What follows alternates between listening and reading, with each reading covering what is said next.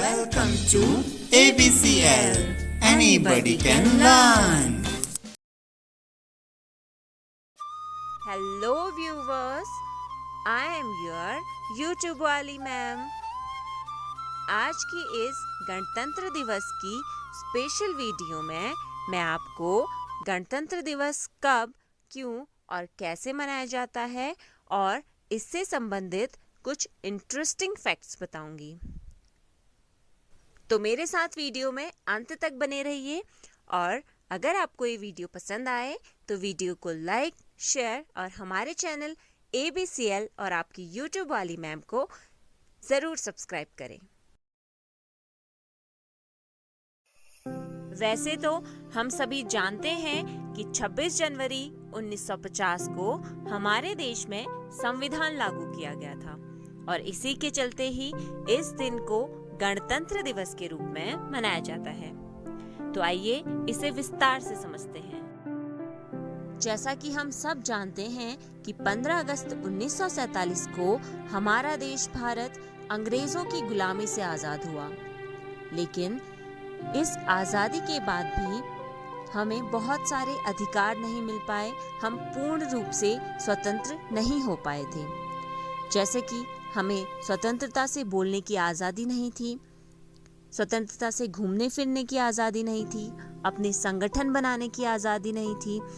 ऐसे बहुत सारे अधिकारों से हम वंचित थे।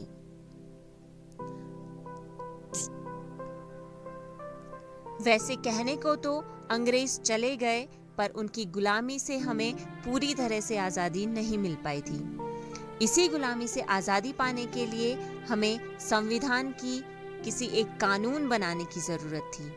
तभी इन सारी चीज़ों से ओवरकम करने के लिए हमारे देश के बड़े बड़े नेताओं और लीडर्स ने एक संविधान बनाने पर विचार रखा और पूरे 2 साल 11 महीने और 18 दिन तक कड़ी मेहनत करने के बाद डॉक्टर भीमराव अंबेडकर की अगुवाई में 26 नवंबर 1949 को हमारा संविधान बनकर तैयार हो गया और इसे 26 जनवरी 1950 को लागू कर दिया गया। तभी से हम इस दिन को प्रत्येक वर्ष गणतंत्र दिवस के रूप में मनाते हैं और सही मायने में हमें आज़ादी 26 जनवरी 1950 को ही मिल पाई।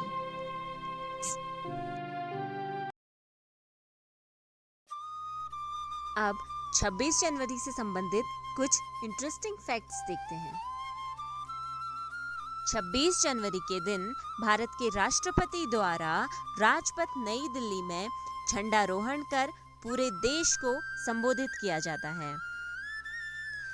इस दिन राजपथ पर परेड और कई राज्यों की सुंदर सुंदर झांकियां निकाली जाती हैं, जिसे देखने के लिए दूर दूर से लोग दिल्ली पहुंचते हैं।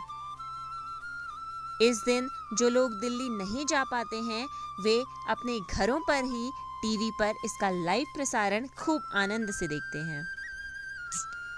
इस दिन भारत के राष्ट्रपति द्वारा कई सम्मानित लोगों को पुरस्कृत किया जाता है। जैसे वीर सैनिकों को उनकी वीरता के लिए सम्मानित किया जाता है और कई बहादुर बच्चों को उनकी बहादुरी के लिए भी पुरस्कृत किया जाता है। इस दिन पूरे देश भर में स्कूल, कॉलेजेस और यूनिवर्सिटीज़ में देशभक्ति कार्यक्रम भी आयोजित किए जाते हैं और इसे पूरे हर्षो उल्लास से मनाया जाता है।